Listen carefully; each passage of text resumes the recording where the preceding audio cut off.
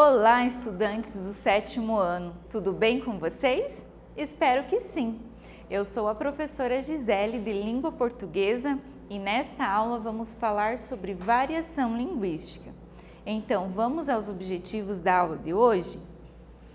Ler e interpretar uma crônica, identificar o conflito gerador do enredo, reconhecer a importância de adequação à variedade formal da língua também nas situações de escrita. Então vamos ler e interpretar uma crônica e também a linguagem formal não somente vamos aprender a lidar com ela na oralidade, como também na escrita. Então muitas vezes muitos alunos têm dificuldade ali, professora, eu não consigo colocar ali a ideia escrita no papel com palavras bonitas, formais. Então a gente precisa aos poucos ir se adequando à utilização da linguagem formal na escrita, ok? Para seu texto ficar bem criativo, bem interessante, para quem for ler, avaliar, ter aquele interesse em ver o que vai acontecer até o final do texto, ficar uma leitura gostosa. Uma reflexão.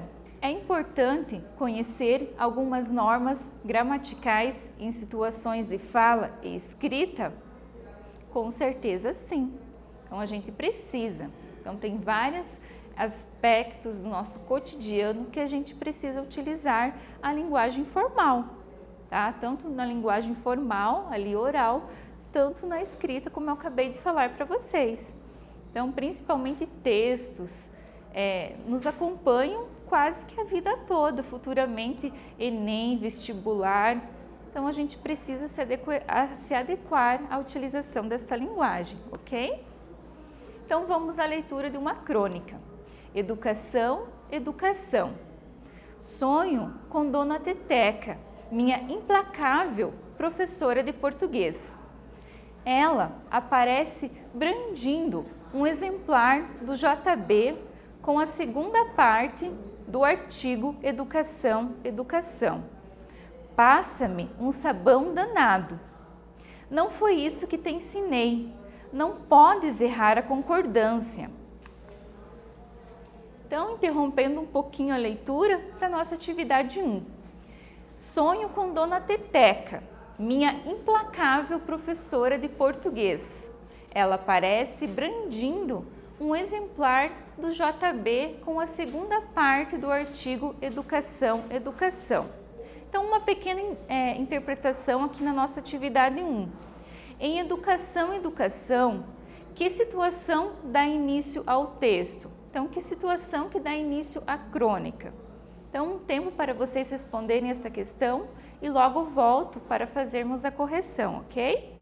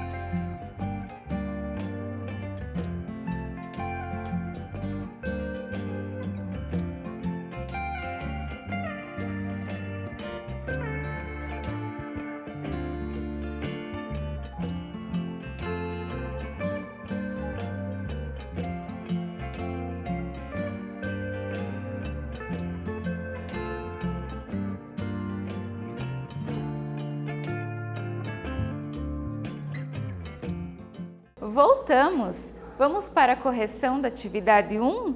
Então, vamos reler novamente. Sonho com Dona Teteca, minha implacável professora de português. Ela aparece brandindo um exemplar do JB com a segunda parte do artigo Educação, Educação. Então, em Educação, que é a crônica que a gente acabou de ler a primeira parte, que situação que dá início ao texto? Então, um sonho que o narrador teve com sua antiga professora de língua portuguesa, Dona Teteca. Então, a gente já percebe ali, na primeira linha, já aparece sonho, o sonho com a professora, ok? E continuamos a leitura. Assustado, leio um texto meu que o JB publicou no domingo passado. Um dos romances que mais marcou minha adolescência.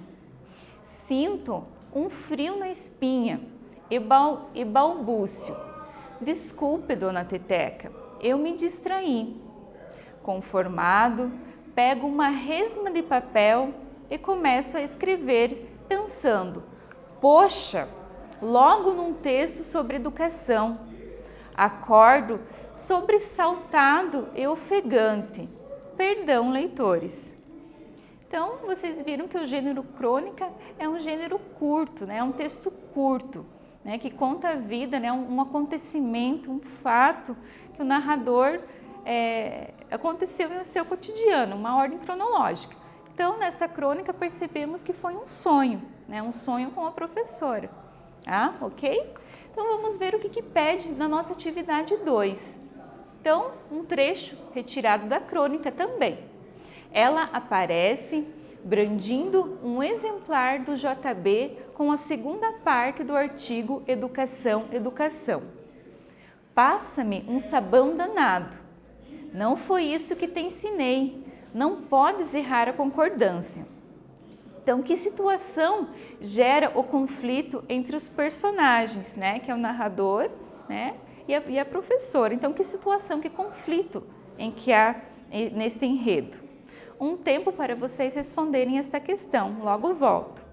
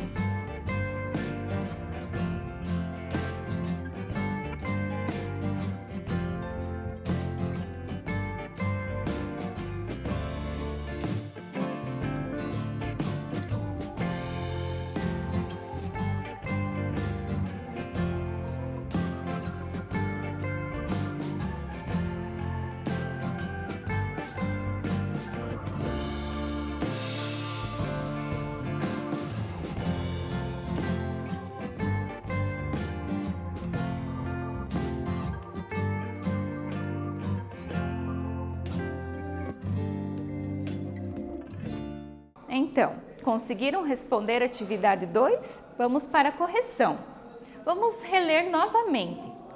Ela aparece brandindo um exemplar do JB com a segunda parte do artigo Educação, Educação. Passa-me um sabão danado. Não foi isso que te ensinei, não podes errar a concordância. Então, que situação gera o conflito entre os personagens? Então, foi a distração do escritor em relação à concordância ao escrever um texto sobre a educação que foi publicado no JB, tá? Então, essa distração, a professora chama a atenção dele referente a essa concordância de sua escrita, ok? Então, se vocês fizeram uma resposta similar a esta, né, não necessariamente nessas palavras, mas está correto, ok? Então, vamos prosseguir de atividade 3. Ela aparece brandindo um exemplar do JB com a segunda parte do artigo Educação, Educação. De acordo com esse trecho acima, com o trecho acima, a situação de escrita era formal ou informal? Então, um tempo para vocês pensarem e responderem se essa linguagem era formal ou não, ou informal. Eu logo volto para fazermos a correção.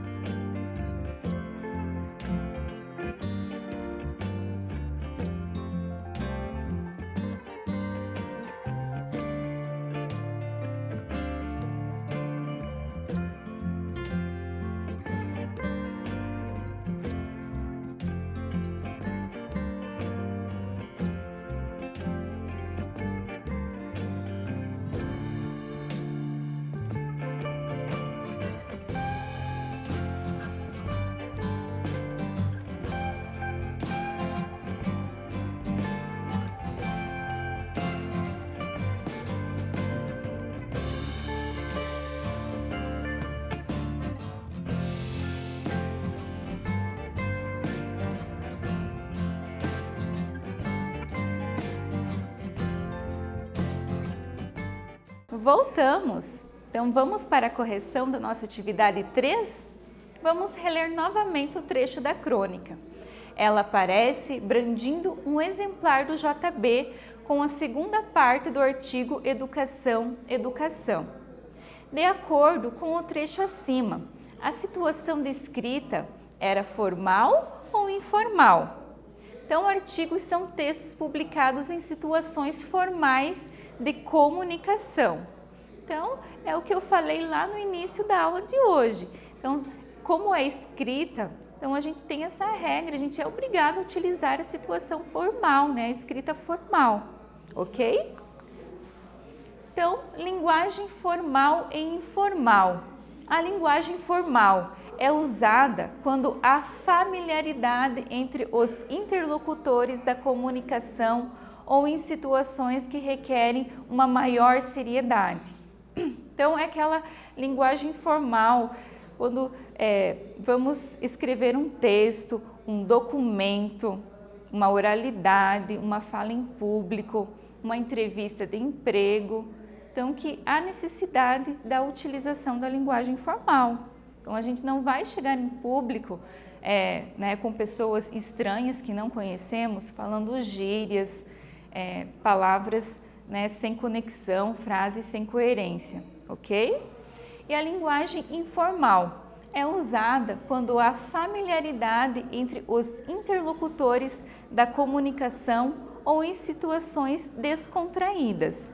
Assim como na fala, em situações escritas, também encontramos contextos de formalidade e informalidade. Então, também há aqueles momentos em que utilizamos a linguagem simples. Então, quais momentos em que utilizamos? Então, são naqueles momentos do nosso cotidiano, na conversa com os amigos, informal com os amigos, em que não há necessidade dessa formalidade toda. Então, aí sim, utilizamos as gírias, as abreviações, nas redes sociais, nas escritas, na família, em seu grupo social, ok? Então, a gente utiliza dessa linguagem mais simples. Características da linguagem formal: a utilização atenta das normas gramaticais, a diversificação vocabular, o registro cuidadoso, complexo e erudito. Então, como nesta aula falamos mais em escrita formal, então quando a gente vai escrever um texto, prestar muita atenção, introdução, desenvolvimento e conclusão. Utilizar bastante o dicionário, que nos ajuda a encontrar aquelas palavrinhas diferentes, aqueles significados que trazem um ar interessante para seu texto, para seu texto ficar criativo. As características da linguagem informal. Então, essa despreocupação com as normas gramaticais. Então, um vocabulário simples, expressões populares e coloquiais, uso de palavras abreviadas ou contraídas, uso das variações regionais, culturais e sociais, esse registro espontâneo. Então, também as variações linguísticas, essa variedade da língua, que o português é a língua utilizada no nosso país, mas que sabemos que ela é falada de formas diferentes, em cada estado, grupo social, em cada contexto em que se encontram as pessoas, ok? Vamos de atividade 4. Conformado, pego uma resma de papel e começo a escrever pensando: poxa, logo num texto sobre educação. Aqui uma reflexão, uma possível resposta, uma opinião de vocês. No seu dia a dia, quais são os textos em que você deve usar a linguagem formal? Um tempo para vocês responderem essa questão, logo volto.